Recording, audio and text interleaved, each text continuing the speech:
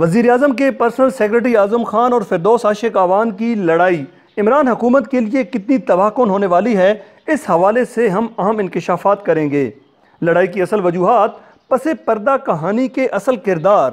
لڑائی سے کس کو کتنا فائدہ اور نقصان ہوگا، میڈیا انڈسٹری، حکومت، سیاست اور وزارت اطلاعات کے اس پر اثرات، شبلی فراز، عاصم سلیم باجوہ، اکبر دورانی، نعیم پی آئی او، شاہیرہ شاہد اس لڑائی میں کہاں کھڑے ہیں، اور آخر میں دو سینئر صحافیوں سے اس سارے قضیے کی مکمل اندر کی کہانی۔ میڈیا کے ساتھ اب کیا ہونے والا ہے، اس کے علاوہ ذہنوں میں ابھرنے والے ہر سوال کا جواب سنیں۔ اس سے قبل آپ سے گزارش ہے کہ اگر آپ نے ہمارا چینل ابھی تک سبسکرائب نہیں کیا تو ابھی سبسکرائب کا بٹن دبائیں اور ساتھ ہی بیل آئیکن بھی دبا دیں تاکہ آپ کو ہماری آنے والی ہر ویڈیو کا پتہ چل سکے۔ تو ہم بات کر رہے تھے ڈاکٹر فردوس عاشق اعوان کے ہٹائے جانے کی۔ ڈاکٹر فردوس عاشق اعوان کی نامزدگی کو شروع دن سے ہی پی ٹی آئی رہنماؤں کو ہضم نہیں ہو سکی، اسی لیے ان کی وزارت میں پہلے دن سے ہی مداخلت جاری رہی اور وقت گزرنے کے ساتھ ساتھ ان کی وزارت میں مداخلت بڑھتی گئی۔ ان کی وزارت میں سینیٹر فیصل جاوید، شہباز گل، شفقت محمود اور شہزاد اکبر سمیت مختلف رہنماؤں کی مداخلت بڑھی تو فردوس عاشق اعوان نے اس کی شکایت وزیر اعظم کو لگائی، مگر وزیر اعظم نے شفقت محمود کی سربراہی میں سینیٹر فیصل جاوید، شہباز گل، شہزاد اکبر سمیت مداخلت کرنے والے افراد پر مشتمل ہی ایک میڈیا کمیٹی بنا دی۔ اس کے بعد ان حضرات کو مداخلت کا مینڈیٹ مل گیا اور ان افراد نے بالآخر فردوس عاشق اعوان کو نکلوا کر ہی دم لیا۔ دریں اثنا سینیٹر فیصل جاوید اور شہباز گل وغیرہ خود وزارت سنبھالنے کے لیے کوشاں تھے۔ اس ضمن میں پارٹی کے کئی خواہشمندوں نے پرنٹ میڈیا میں ڈاکٹر فردوس عاشق اعوان کے خلاف آرٹیکل لکھوائے اور بعد ازاں یہ آرٹیکل فردوس عاشق اعوان کے خلاف چارج شیٹ ثابت ہوئے، مگر ان سب کے خواب اس وقت چکنا چور ہوئے اور سلی ہوئی شیروانیاں رہ گئیں جب وزیر اعظم نے اطلاعات کے لیے شبلی فراز اور معاون خصوصی کے لیے لیفٹیننٹ جنرل عاصم سلیم باجوہ کا نام تجویز کیا۔ اب ان حضرات کی موجودگی میں وزارت میں مداخلت کا امکان نہیں رہا تو دوسری طرف وزارت اطلاعات کی پہلی بریفنگ میں ہی جنرل عاصم سلیم باجوہ نے وزارت کے افسران پر واضح کیا کہ اب ہر افسر ان کو اور وفاقی وزیر شبلی فراز کو رپورٹ دیں گے، جبکہ وزارت کے فیصلے وزارت کے اندر ہی ہوں گے۔ جبکہ فردوس عاشق اعوان اپنی جگہ پر اس لیے پچھتا رہی ہیں کہ انہوں نے انفارمیشن گروپ کی گریڈ 22 کی سینئر آفیسر زاہدہ پروین کو بجلی کا بل جمع نہ کرانے پر اختلافات بڑھنے پر سیکرٹری شپ سے ہٹوا کر ان کی جگہ طاقتور سیکرٹری اکبر حسین دورانی، جو کہ اس سے پہلے چیف سیکرٹری پنجاب اور وفاقی سیکرٹری تعلیم رہ چکے تھے، ان کو سیکرٹری بین الصوبائی رابطے کی وزارت سے وزارت اطلاعات میں سیکرٹری بنوایا۔ سیکرٹری انفارمیشن اکبر حسین دورانی پہلے سیکرٹری سے زیادہ سخت،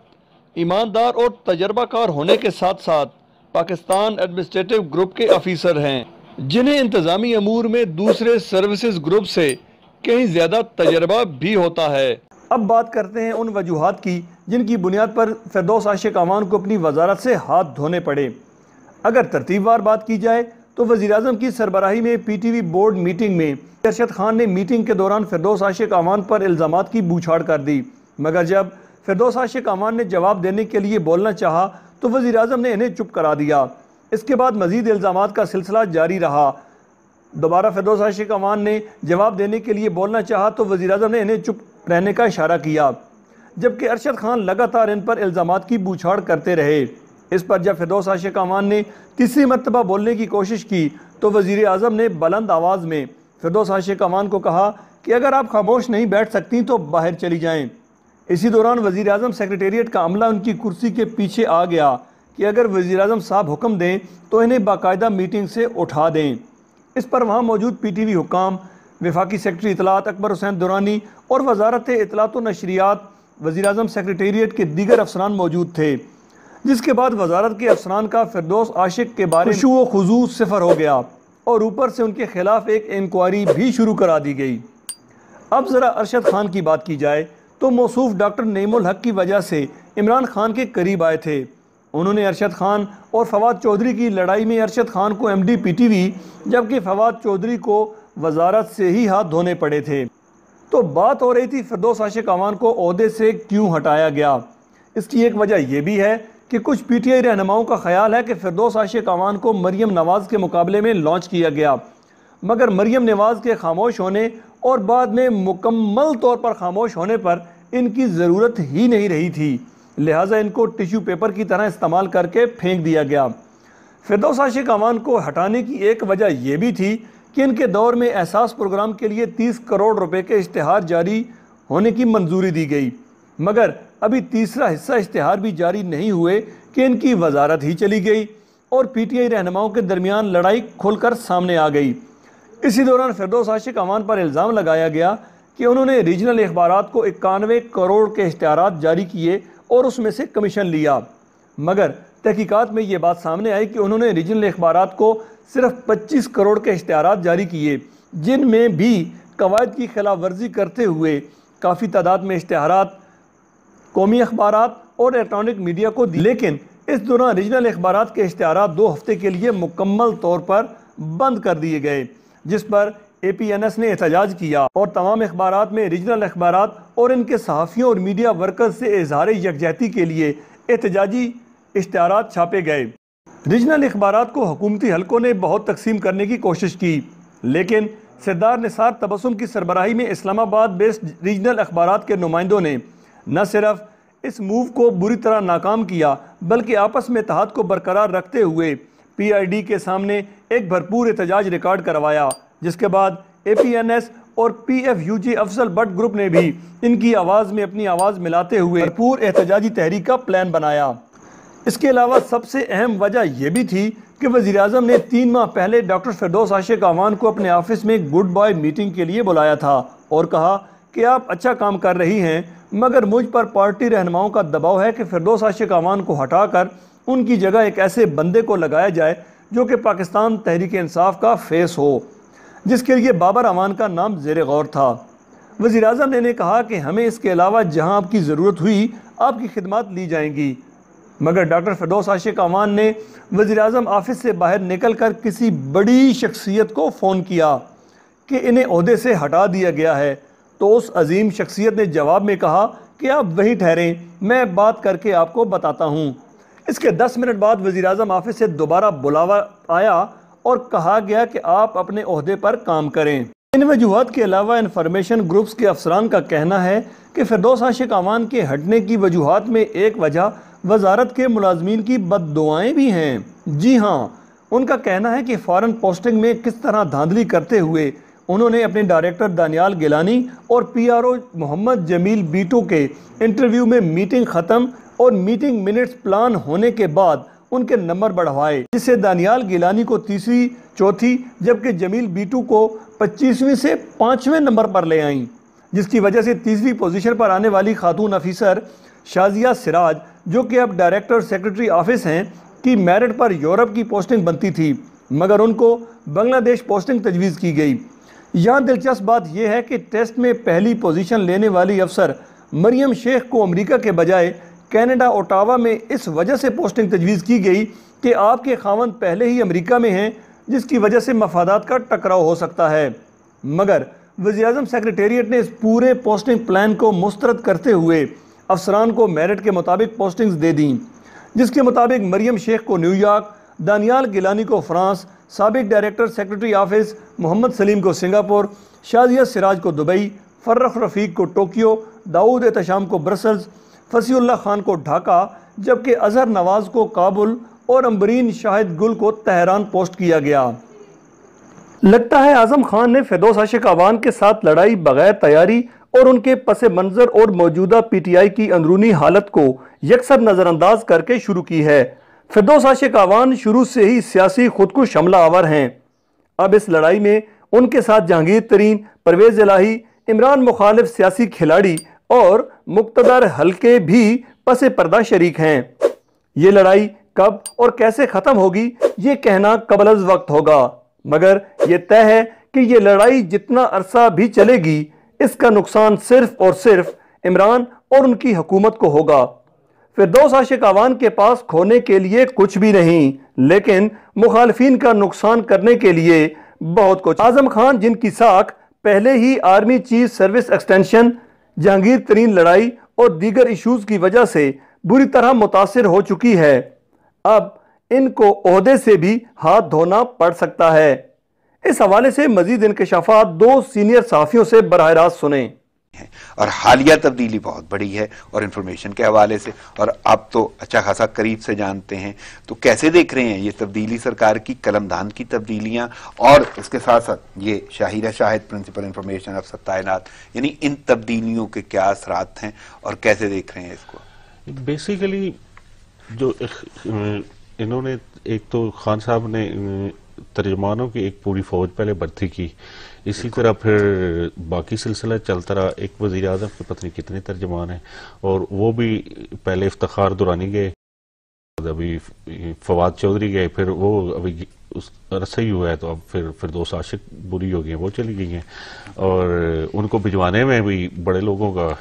کردار تھا۔ الزامات تو ان کی پریس کانفرنس رکوانے کے لیے وہ کیے گئے، تو وہ پریس کانفرنس کرنا چاہ رہی تھی، بلکہ وہ آج کی جو فریش خبر ہے جو انہوں نے ٹویٹ بھی کیا ہے وہ کینسل کر دی، انہوں نے ملتوی ہو گئی۔ وہ میرے خیال میں ان کو کیسز ویسز والا جھکاوا ڈراوا وہ دے کے وہ پہلے ان کی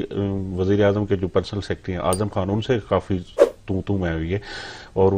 ان کے اپنے وزراء ہی جو ہیں پی ٹی آئی کے، وہ ان کے خلاف آرٹیکل لکھواتے رہے ہیں، مختلف اخباروں میں چھپاتے رہے ہیں، اور وہ بڑا دلچسپ معاملہ تھا۔ 2-3 بندے اور پھر اندر کی خبر ہے، میں چاہوں گا کہ یہ جس طرح پی ٹی آئی نے بولا یا جو بھی پی ٹی آئی نے کہا الزامات لگائے گئے، اس پہ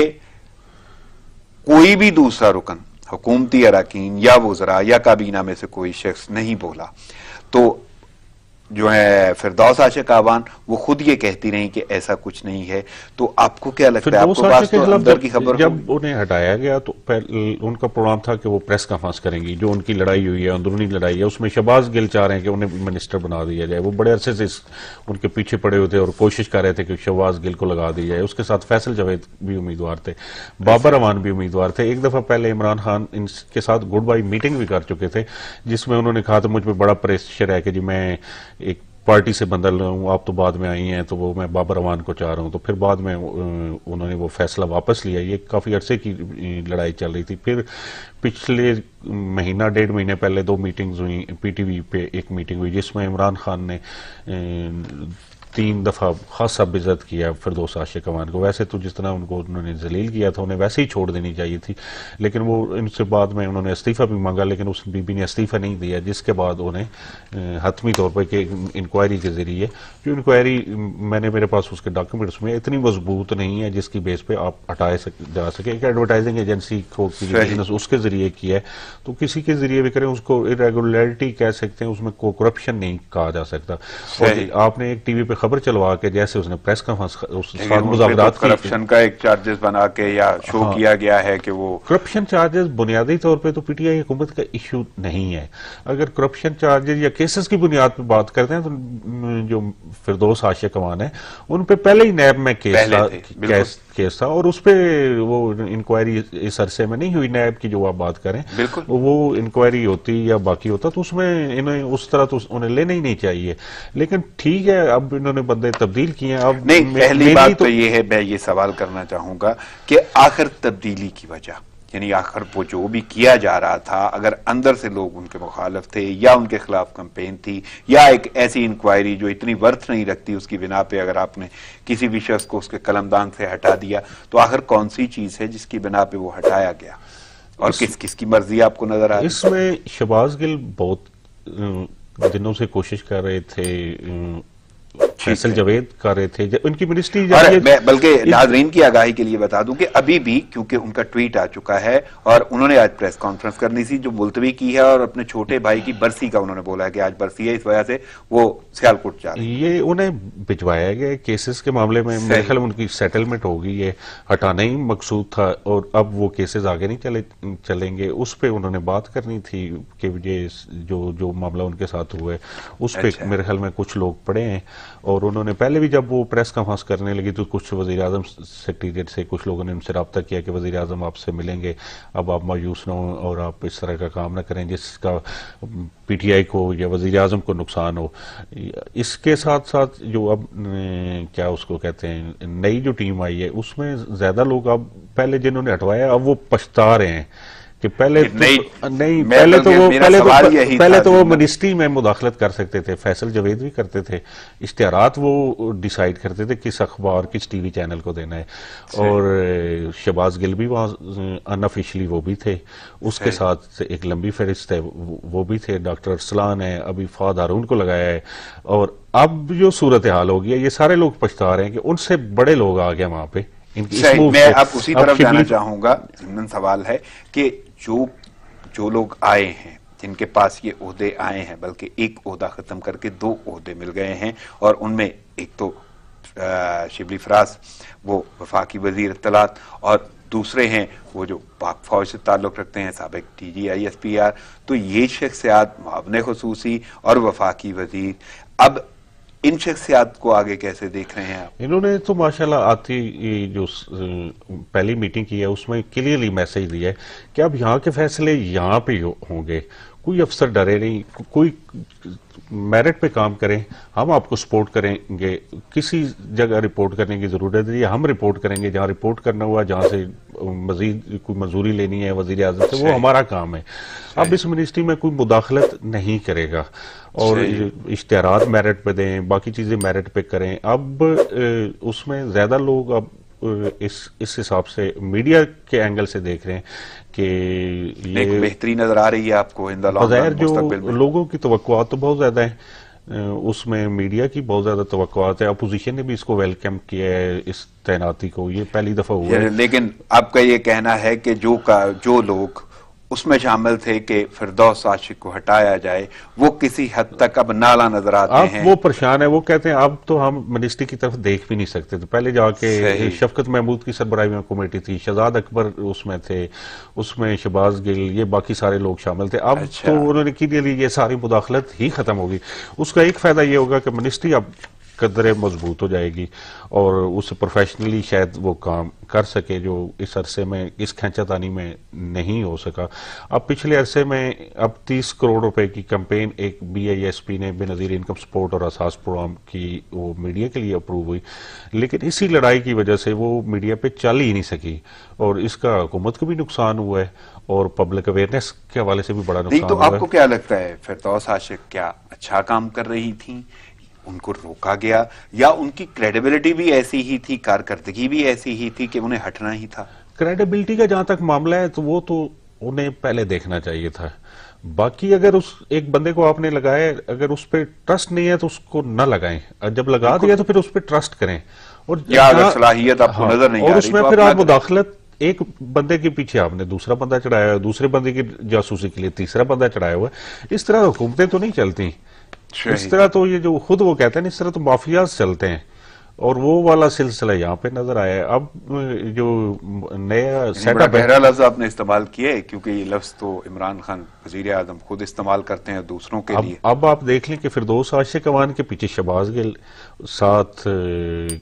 ڈاکٹر فیصل جاوید، ساتھ فہد ہارون، ساتھ ڈاکٹر ارسلان، اور اب لیکن کم از کم مجھے لگتا ہے کہ یہ مداخلت کا سلسلہ نہیں ہوگا، اور جو زیادہ تر گہری نظر رکھتے ہیں حکومت پہ وہ یہ کہتے ہیں یہ لگتا ہے اب آخری اپوائنٹمنٹ ہوگی وزارت اطلاعات میں،